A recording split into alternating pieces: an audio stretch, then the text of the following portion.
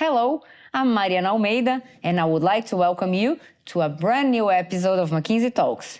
Are you ready to join an enriching conversation about new business building? Today, Marina Mansur, partner in São Paulo and leader of the business building practice in Brazil, will lead a conversation with Ari Libarikian, senior partner in New York and global leader of McKinsey's business building practice. Ari is co-author of a new report that says that organizations in Latin America launched an average of 1.3 new businesses over the last 12 months, and 48% of them met or even exceeded expectations. Also, almost half of CEOs in the region see new business building as a priority for their organizations. Is this a priority for you too? If so, stay tuned in this conversation Marina is about to have with Ari. But first, let me remind you that McKinsey Talks is a series of video and podcast interviews of around 20 minutes with McKinsey experts and guests from different industries. Our aim here is to initiate conversations on relevant topics for business agendas. Have a great session. Ari, I would like to start by saying that we are very happy to welcome you here in São Paulo today. So thank you so much for your time. It will be a great opportunity to delve deeper into our recent report, 2023 State of New Business Building. Thanks for coming and sharing your insights with us. Thanks for having me. I'm looking forward to it. So to warm up our conversation, what are the 3 new business building trends that you think that you'd like to highlight? So we've been doing research on new business building for many years now. And what's exciting to me is that the baseline of excitement around new business building continues to be high. But since you asked about 3 trends, 3 things that jumped out from this year's survey. The first is business building remains a top priority. In fact, it's an even higher priority now than it was 12 months ago. 1 out of every 2 CEOs have it as a top 3 priority, and 27% of CEOs have it as the number 1 strategic priority. By the way, given the macroeconomic uncertainty, it is somewhat surprising that companies are still prioritizing medium-term and long-term investments. This is different from the great financial crisis of 15 years ago and the dot-com cycle before that. So that's number 1. It's a huge priority. And we see that in LATAM as well and in Brazil as well. Something like 4 or 5 CEOs out of 10 are prioritizing new business building. The second is you can't go anywhere in business today without generative AI being in the conversation. So a lot of these new businesses now have Gen AI built into them. What's the new Gen AI data analytics-oriented business I can build is a question a lot of companies are asking. So generative AI has emerged as a big theme in the business building space for incumbents and as well, of course, in the startup space. The third is the rise of private capital, private equity, venture capital as a means of funding a lot of these business builds. Again, whether it's a startup or an incumbent. Something like 20% globally of new business builds have private equity or venture capital being infused. In LATAM, the number is closer to 40-45%, so it's much higher. The benefits of this are that it brings more expertise to the business build, whether it's on the board or on the team. It creates more organizational separation from the core, which can help create a startup-like environment, and it brings more professionalism overall from a startup perspective. So maybe just taking the 3 points that you mentioned, going to the second one, which I think it's barely impossible for us to not talk about generative AI. How do you feel this technology will accelerate and multiply the new business that companies are building? So there's 2 main ways at the highest level. The first is how they build businesses. Companies are now using generative AI tools to generate ideas for what to build, to create the initial, minimum viable product, to create the app, to create the website, and to accelerate and de-risk the building process. Just like every other process, business building is a process, and AI and Gen AI can make it faster, lower risk, cheaper, etc. So we're seeing the beginnings of that. The second is every company that's building businesses is asking itself, how can I use generative AI to create a distinctive product value proposition? I have all this data. Can I use generative AI and large language models to create a different customer experience, to create a different level of insight for my customer that will attract them to us, maybe to invent brand new products? We're seeing this in data-intensive industries like financial services, banking, and insurance. We're seeing this in heavy machinery and physical product businesses that are now putting IoT sensors on their devices that gather data, and you see a lot of AI applied to that. There really isn't an industry that is not prioritizing Gen AI business building ideas. So it can be used through the process and in the product itself. But going to the process of building a new businesses, I can imagine that lack of ideas is never the case for failure. What do you feel are the main pitfalls for businesses that are generating an incumbent, for example? It's a great question because unfortunately, the success rate in business building for an incumbent is low. It's anywhere from 8 to 20%, depending on how you measure it. So most of these are not successes. So then you look at, well, what's driving the successes or what's driving the failures? There's a few modes. The first is not being clear on what the incumbent advantage is. So if you're going to build something that's going to win in the market, what is the distinctive advantage you have as an incumbent? And if you're not clear on that, then you're competing with every other startup out there, and chances are you will not be the one that succeeds. The second is separating the corporate processes typically you see in an incumbent from the startup environment you're creating in the new business. And corporate environments, with all the right intentions, they tend to try to get involved and overly involved in new businesses and exciting businesses that are being launched. The unfortunate side effect is it'll slow down the new business. And when you slow down a startup, it tends not to succeed and not to scale. So creating some organizational separation. Third is being clear on how success is measured. As you know, with startups, you don't know what the revenues and earnings will be of it in the first 3 months or the first 6 months or even the first 12 months. It takes time to get to monetization. But you see other things. You see customer feedback. You see a great product developed. You see great talent joining the team. So what are the markers of a successful new business in the very early days? And how do you make sure incumbents are looking at those metrics instead of financial metrics only in the early days? Of course, the time comes when financial metrics become the most important metrics, but not in the first few months. Another failure mode.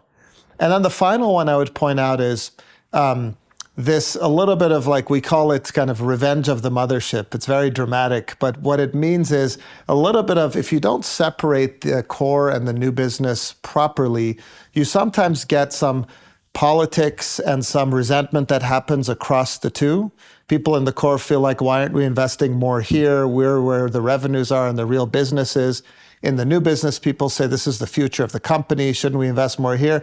And what you have to be careful of as a CEO is not creating a two-class system. They're different. They're both important. And you have to keep it that way. You mentioned separation between the mothership and the new speedboat, right? And how important this is. You also mentioned about venture capital and having the venture capital mindset in terms of the KPIs that I'm going to see in terms of success, and the waiting mode in terms of the return of the new business. And I can imagine that partnership, it's also a big part of thriving a new business. And in the report, we mentioned that 84% of Latin America business builders use external partnerships to accelerate these new businesses. So why are these partnerships so important, and what are the foundations for them to work well?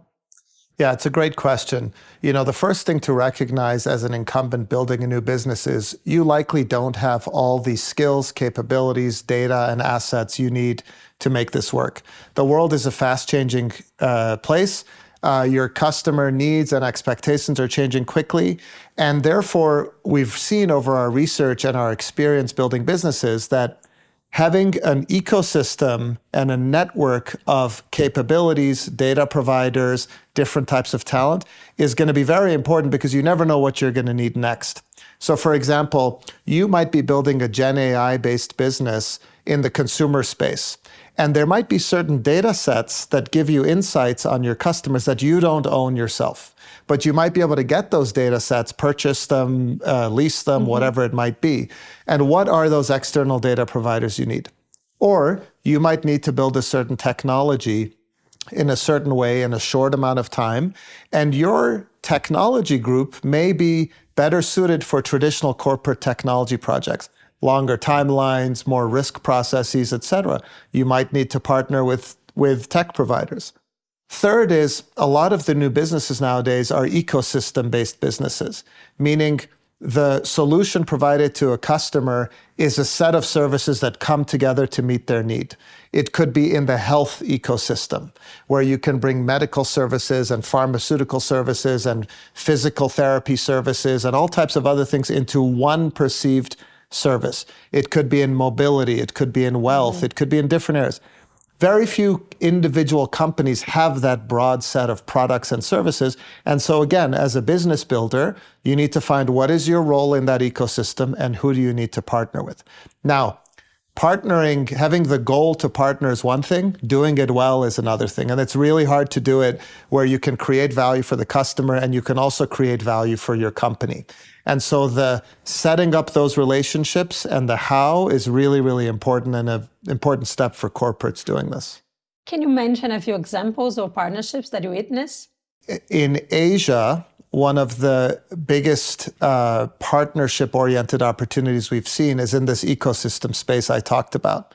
And in the space of wellness, we see life insurance companies and health insurance companies and actually health foods companies and gyms and recreational facilities partner to create a single app that a consumer can use to track their well-being, both the inputs and what they're doing, as well as the outputs, right? Results from their annual physical examination or what have you. And they can see, by the way, the products behind that, whether that has an effect on the premium they're paying in life insurance or health insurance or what have you. It's a great example of partnership, very complicated to set up, but consumers there will say, this is the way to do it, and they will never probably go back to buying these products individually. There's one data from the report that I think it's really important to mention is that when we look into LATAM, the big blockers are skill gap, gaps in governance, and budget constraints. But when we take a deep look into Brazil, governance is on top of the constraints, but also changing landscape and risk aversion.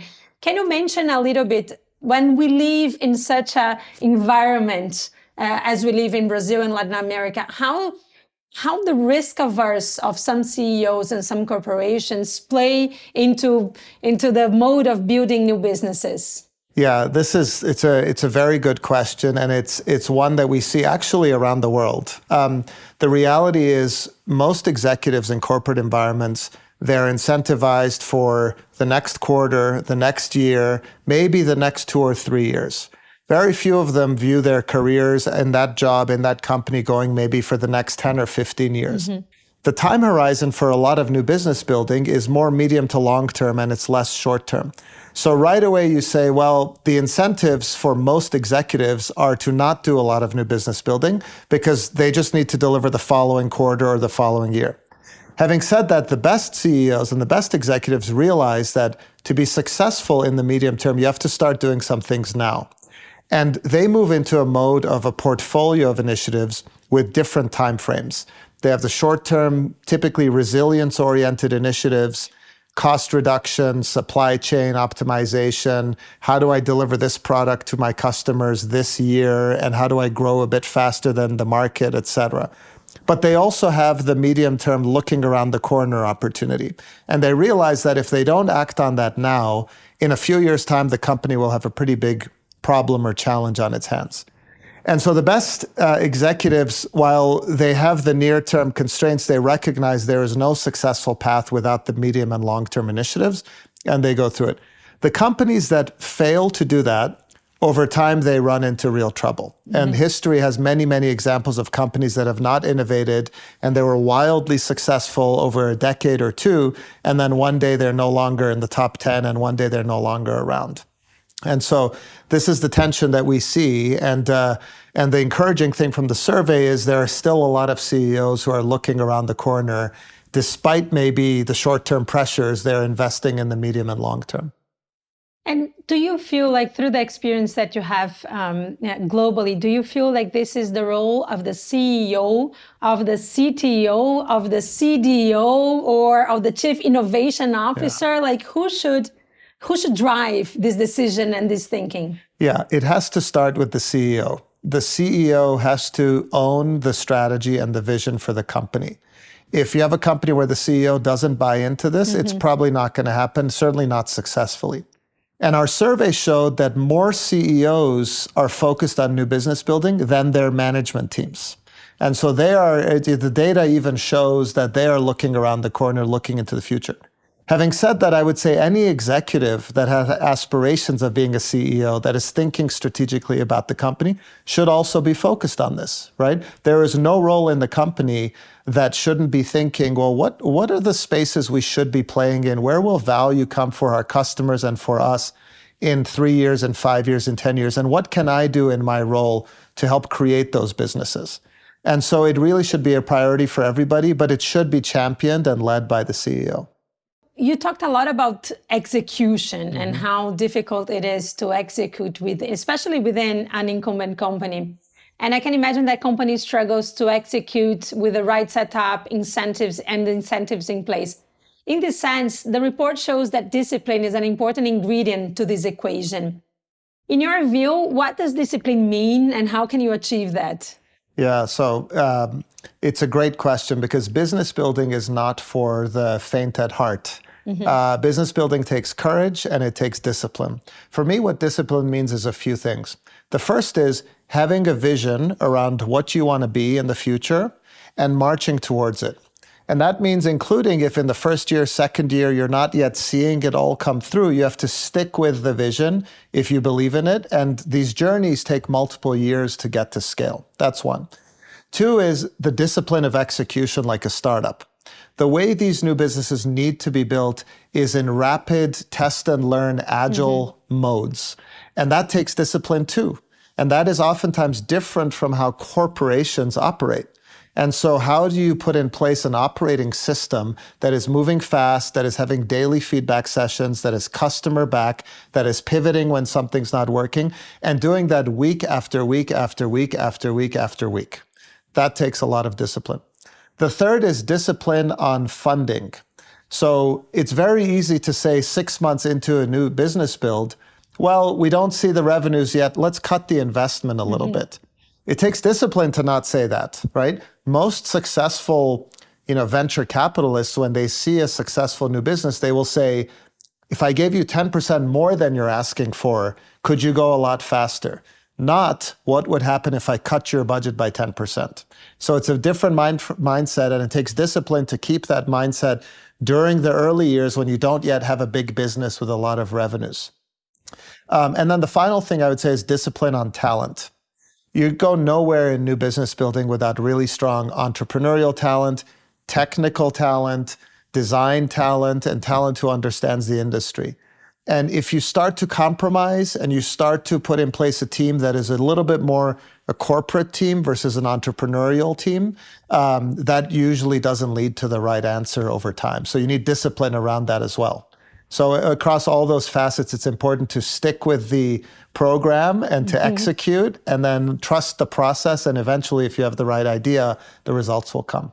And when thinking about discipline on agile culture and then the digital skill and talent, do you see a lot of these new digital businesses then contagiating the corporation? So it's a way for you, it's a laboratory for you to learn and test a new culture, a new way of work, and then you can move on to accelerate that in the mothership? Yeah, we do see that. That is a little bit more a dream than a reality for a lot of companies. And why so? And the reason is they're still working on getting the core new business to be successful. So before they worry about the contagiousness back into the core, they're trying to scale the new business. For leaders, though, we do see it infecting the core, as we say. And the way it works is you build one business, it starts to scale. creates real value. You build a second business, you build a third business. Before you know it, the share of revenues for this big company that comes from new businesses is greater and greater and greater. It's not 2%, now it's 20%, now it's 40%. And so you're transforming the company. People in the traditional core start to notice this. You get some talent moving from the new business into the core, and you start putting in place those practices. Having said that, it's easier said than done because a lot of the core companies have legacy technologies, they have legacy processes in place. Some of those take many years to transform. So you would like the rate of contagiousness to be much faster than it is, but we do see companies moving in that direction. And do you see a difference between companies that end up being great venture builders and companies that end up being a true ecosystem? In the sense that there are some companies that are really good in building new verticals, but the verticals do not find synergies among each other. And there are companies that actually are able to find those synergies between all of the new verticals and all of the new businesses. Do you see these differences? Yeah, we see both. The first one we call a serial business builder. Yeah. They go one after another. And by the way, we find that when a company has built 5 or more businesses in a 10-year period, their probability of scaling the next business goes up by a factor of 3. It's pretty significant. Experience really counts. It's a lot harder to do the second archetype, which is to build these things and link them up. But we do see that as well. A lot of these ecosystem players do that. They build multiple verticals, and then they figure out from a customer back perspective, what does the integrated offering look like, and how do I stitch these together? But that is a much harder proposition. Unfortunately, our time is up. But before we close, what message you'd like to leave with our audience today? Look, I would say business building is critical. Our research shows that companies that remain successful over decades are always building new businesses. It's a requirement. It's not an option for success. So I would say keep building those businesses. Practice helps. Follow the disciplined approach that we talked about, and don't let the cultural norms and the process norms of the past slow you down from doing these things the new way. Ari, thank you so much for your time. I hope you have a nice time here in Brazil. Thank you very much for having me. Thank you. What an enriching conversation. I hope you liked it, and thank you very much for staying with us. Do you want to know more about new business building or contact our experts? Email us at McKinsey-Talks@mckinsey.com. You can also check out this episode and previous ones by visiting our website. The link is in the description of the session. And last but not least, we want to hear from you. Take the opportunity to answer our survey about how much you like this episode and any other suggestions you would like to share with us. Access the QR code or the link in the description. Thank you very much and see you soon.